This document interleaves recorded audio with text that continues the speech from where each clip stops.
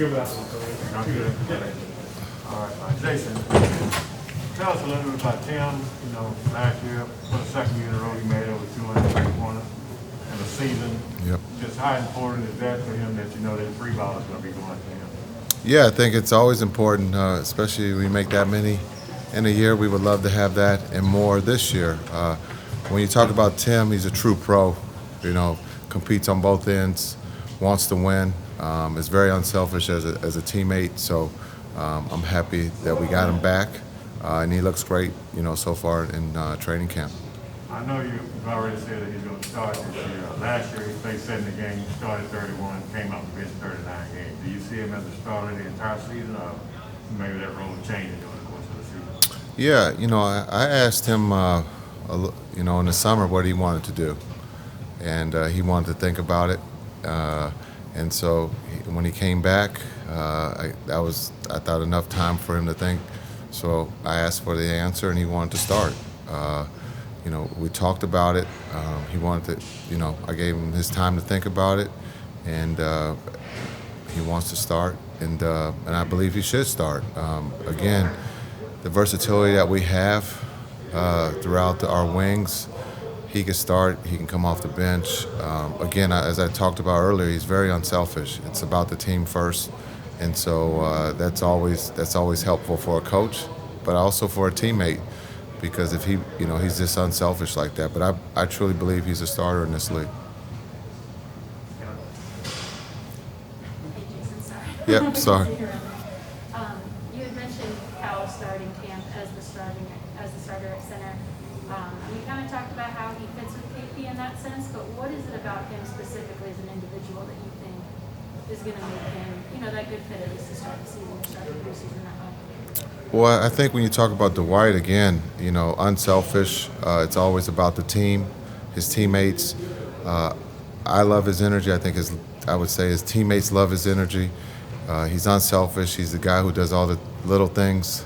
You can label him as all the dirty things or the guys that don't want to, you know, do the little things. So I think he fits perfectly with that starting group. I understand he's coming off that injury, but I think he's past that mentally and physically, and he's shown that coming into camp ready to go. And I think he fits with that first group. Again, talking about that energy, getting off to a good start, not just in the first half, but also in that second half. Jason, first of all, is there any injury update of note that we need to know about? Or Injuries? No injuries. Frank and Reggie were out due to illness, but not COVID related, and so they were out today. And also, how is that competition going with those, I guess, 3-and-D guys, for lack of a better term, with Dorian and Reggie and Frank too, and Sterling and all those guys, and who's the unlucky guy who has to get guarded by them? Yeah, I think it's great competition at our mediums. I don't want to call them smalls. I think Dorian's incredible. I love his energy. He competes on every drill. It doesn't have to be a game like in the sense of a scrimmage or playing full court, but any drill he's trying to win, which is contagious to the other guys because they know he's a starter on his team and he competes at a high level, so he pulls the other guys. And so it's been great when you look at Reggie, Sterling, Hunt, you know, one of our younger players competing in that. And so it's healthy competition, and it just makes us that much stronger because whenever we make that substitution, there's not a drop-off. I was wondering if as much as you can, recount the conversation with Dudley. You know, when you were discussing him potentially being a coach, was he giving consideration to playing, and you know what went into that, and then what do you think specifically he's bringing to you guys? Well, when you look at Duds, there was, I guess, borderline still continue to keep playing, but I think the conversation when I heard that there could be a chance that he wasn't going to continue playing, I wanted to be first in line to ask would he consider coaching, and we had that conversation, and he was in. day one. And so I think I was more excited because I got to see what he did the last 2 years in LA, being that guy at the end of the bench, being able to have the respect of not just the best players, but the best players in the world. And so I thought him being positive, always I thought he was a coach. And then when he played, he played for a long time. Again, he wasn't going to run the 4-5 flat. He wasn't going to jump and touch the top of the square, but he just knew how to play. And I thought having that on my staff was going to be helpful for these young players. Just being able to watch scrimmages a couple times this week, I was just curious your philosophy on the purpose or like what you're looking for in those. Is it a chance to install sets and offense? Is it a chance to pair certain players together and see how they look together? Or just generally kind of your philosophy on what you get from that as a head coach? Well, when you look at this, you guys have gotten to see scrimmages, which normally you wouldn't, right? So that's kind of cool. I don't have anything to hide. We don't have anything to hide, so hopefully you guys got to see them compete. I think what you saw today was the ending of a game simulated in the sense of it actually ended up in the scrimmage to coming down to a three-point game. White having to foul without giving up a three-point shot.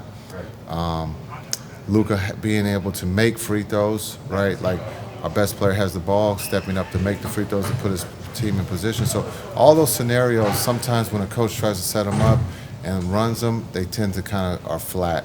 But with the competition that we've been having since day one, you could see how realistic it was this afternoon.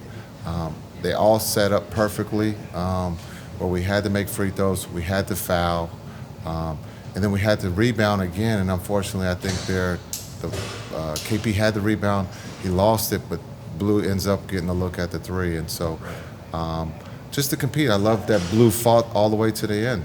I think we're looking at a lot of things, putting in sets, different combinations. We changed up the combinations. If you saw, KP and Luka were the only starters that were on that team. We put the other starters on the Blue, Dorian and Timmy, which made it very competitive. And so, we're always looking at different combinations, and we're going to continue to mix up the combinations for the whole training camp to see how guys play with each other. Jason, you had a chance to play against Hardaway's daddy.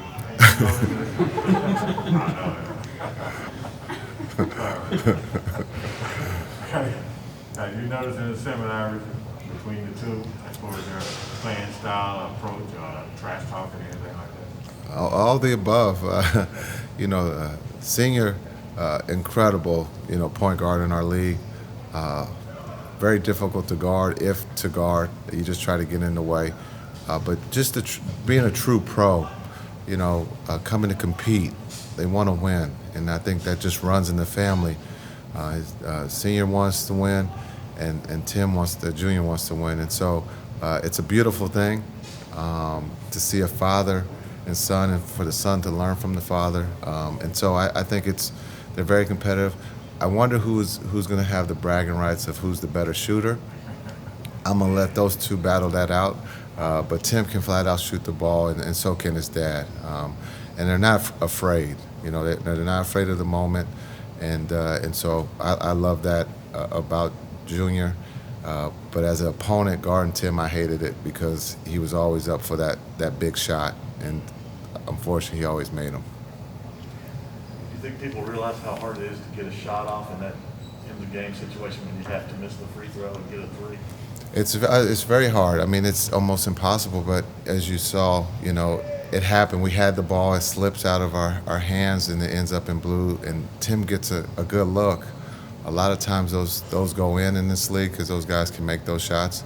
But I thought it was great. It's just when you simulate some of those things, when you say, hey, let's stop, let's do this, it tends to take the steam out, the energy. But I thought the energy was extremely high in those late game scenarios for us today.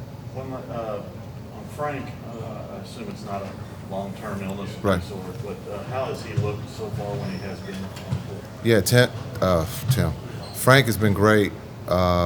Again, coming here, we wanted him, and we got lucky to get him. I think you look at his defense is incredible, what he can do with his length. And then on the offensive end, I think he's starting to become a little bit more comfortable shooting the ball. I thought he shot the ball well when he did practice. But I just love his competition.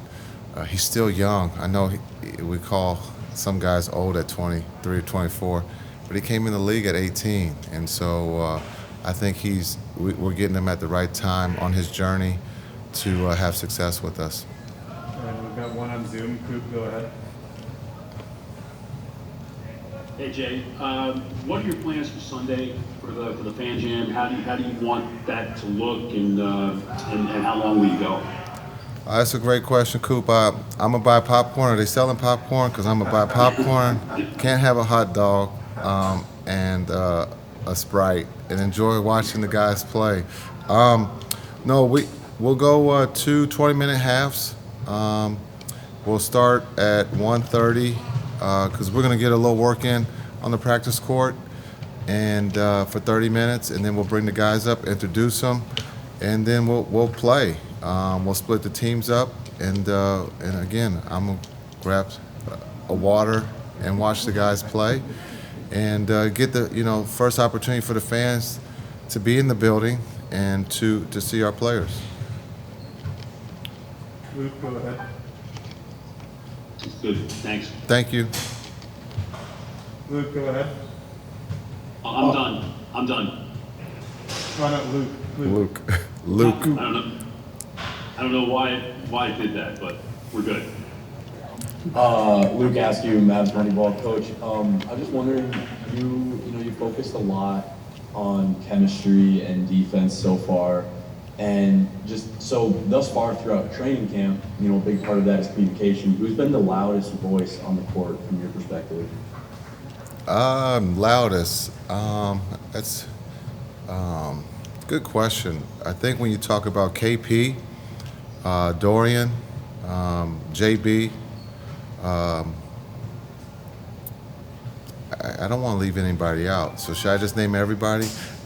No, it's been great because there's been different parts of practice that guys get a little tired, which is great, but there's always someone picking up the slack of talking, and that's what we've talked about is, holding each other accountable, but helping each other. There's a trust factor, and even though we have some young players yesterday talking to some of them, we can't be hesitant or afraid to talk, and I think those younger players did a good job today with that. But I would say KP's been great. He's been vocal, but Dorian has been one of the voices that we've heard on a consistent basis and has been at a very high level, in which we understand he's one of those guys that is going to do that. He's so competitive. But I think Brunson also has been doing the same thing, where his voice has been heard. Thank you, Coach. Thank Appreciate you. your time. Thanks, guys.